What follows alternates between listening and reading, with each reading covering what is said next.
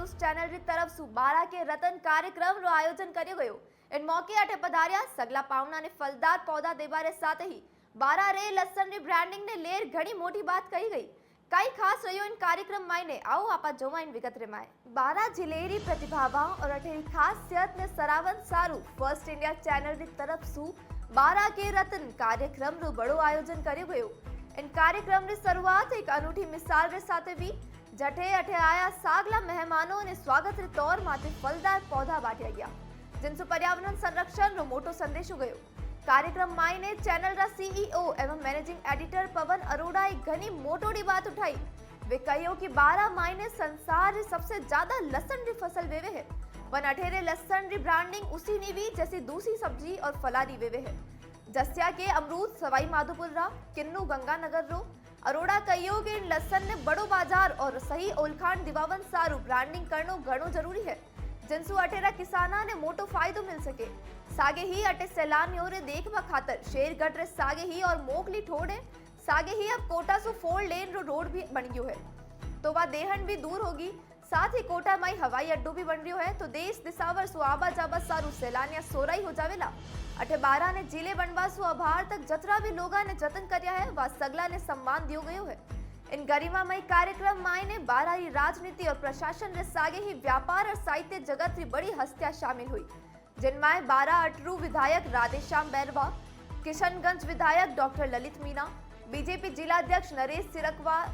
इन गरिमामय कार्यक्रम मायने 12 री राजनीति और प्रशासन रे सागे ही व्यापार और साहित्य जगत री बड़ी हस्तियां शामिल हुई, जिनमें 12 अटरू विधायक राधेश्याम बैरवा, किशनगंज विधायक डॉक्टर ललित मीना, बीजेपी जिलाध्यक्ष नरेश सिकरवार और भाजपा नेता आनंद गर्ग मौजूद रहा।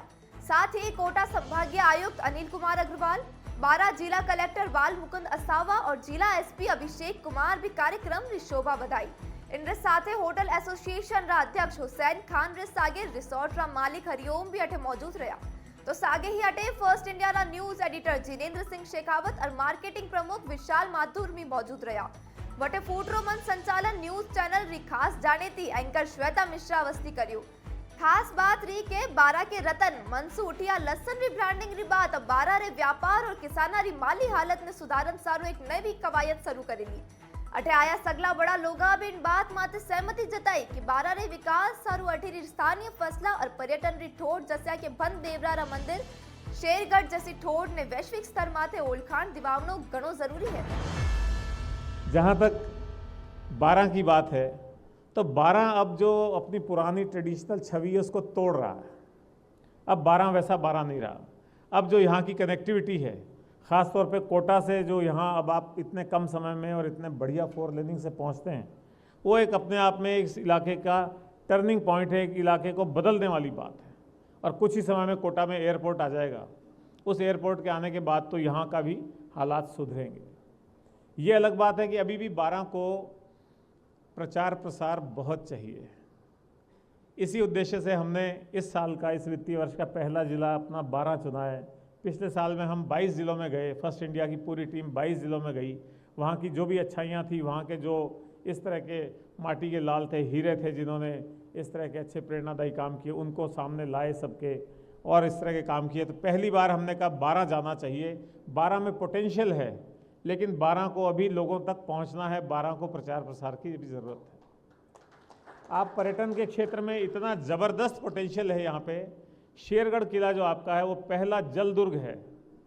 इसके अलावा 12 को अन्नपूर्णा नगरी कहते हैं। यहाँ आप धान कह लीजिए, गेहूँ कह लीजिए, सरसों कह लीजिए, सोयाबीन है, लहसुन है। मुझे बहुत ही हैरानी हुई, ये बात मेरे लिए भी नई थी। आज ही यहाँ आने के बाद पता लगा कि 12 पूरे विश्व में लहसुन का सबसे बड़ा उत्पादक है। और इतना सब होने के बाद भी इस लहसुन की, माफ़ कीजिएगा, ब्रांडिंग वैसी नहीं हुई कि ये 12 का लहसुन है। आप बाज़ार में संतरा देखते हैं तो ये नागपुर का संतरा है, ये सीताफल चित्तौड़गढ़ का है, ये अमरूद सवाई माधोपुर का है, ऐसे ही ये हाफूज आम है, ये महाराष्ट्र का है।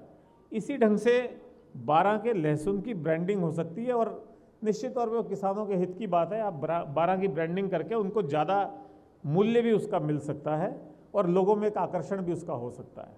तो हम तो अब इस काम में लगी गए हैं कि आज से बारां को नए सिरे से प्रचारित करना है और बारां को आगे बढ़ाने में हमारी जो भी भूमिका हो सकती है उस भूमिका को हम करेंगे। जिस विधानसभा से हम आते हैं और इस बारां जिले का हमारा सबका उद्देश्य ये है कि बारां, हमारे कलेक्टर साहब भी बैठे हैं, हम सब बैठे हैं, जनप्रतिनिधि, सबका उद्देश्य कैसे बारां पिछड़े हुए में से बाहर निकले। कोटा है, बूंदी है, झालावाड़ है, हमारे 112 जिले हैं पूरे भारत में, जिनमें बारां हमारा रेस्पिरेटरी जिले में आता है।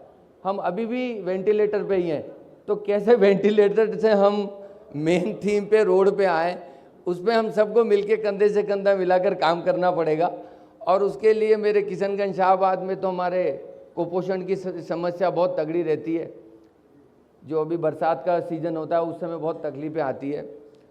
आज मैं ये कहूँगा कि मीडिया का चौथा स्तंभ, ये ऐसा स्तंभ है हमारा फर्स्ट इंडिया न्यूज़ चैनल का, आप हमारी कमी का भी उजागर करते हो और सुधार का भी उजागर करते हो।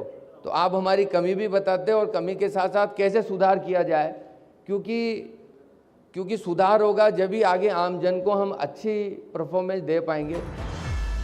जब परवनवरत सिंचाई परियोजना का जब इस क्षेत्र में पानी पहुंचेगा तो मुझे लगता है हर किसान की आय दुगनी होने का पूरा मुझे विश्वास है और ये जिला विकास की गति की ओर बढ़ेगा और जो यहाँ के व्यापारी हैं उनकी भी आय दुगनी होगी, मुझे लगता है ऐसा, और आपको भी इसकी जानकारी होगी। और आज विकास की बात करें तो मुझे लगता है कि परवनवरत सिंचाई योजना का जो कार्य है वो प्रगति पर है।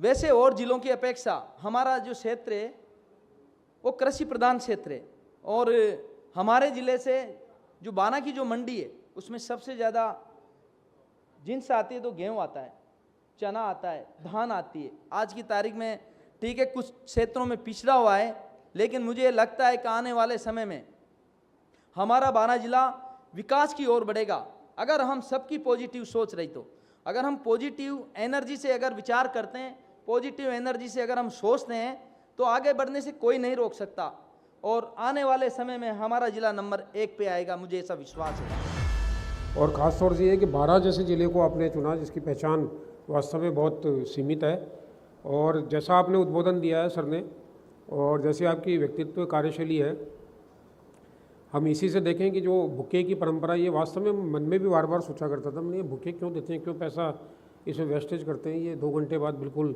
और आज मैं इसको साकार रूप में देख रहा हूँ, मैंने इसको किस तरह से उन्होंने कन्वर्जन किया, किस तरह से परिवर्तन किया है कि उसको एक कहाँ बुके जो 2 घंटे बाद उसके फूल मुरझा जाते हैं और आज हम एक ऐसा पौधा दे रहे हैं जो आने वाले टाइम में खिलेगा, विकसित होगा।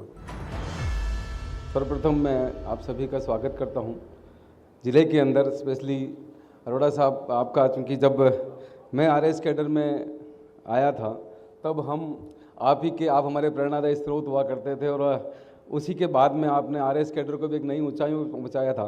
और एज ए आरएस भी जब भी हमें कभी आवश्यकता पड़ी तो आप हमेशा आधी रात को आरएस कैडर के लिए खड़े रहे थे और एक बड़े भाई के रूप में, एक अधिकारी के रूप में हमेशा आपने मार्गदर्शन दिया और नेतृत्व प्रदान किया। उसके लिए बहुत बहुत स्वागत, बहुत बहुत अभिनंदन सर।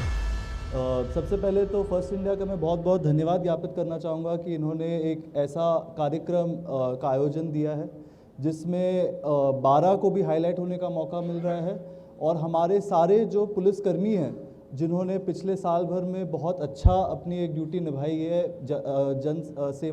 सेवाएं प्रदान की हैं, उनको एक रिकग्निशन का मौका दे रहे हैं एक राज्य स्तर पे। विशेष तौर से ये हमें ध्यान रखने वाली बात है कि जब भी मोटिवेशन हाई रहता है पुलिस जवानों में तो काम करने की एक क्षमता और उनमें एक और उसी क्षमता को आगे बढ़ाते हुए एक सफलता पाने में बहुत एक अच्छा अंजाम आने को मिलता है।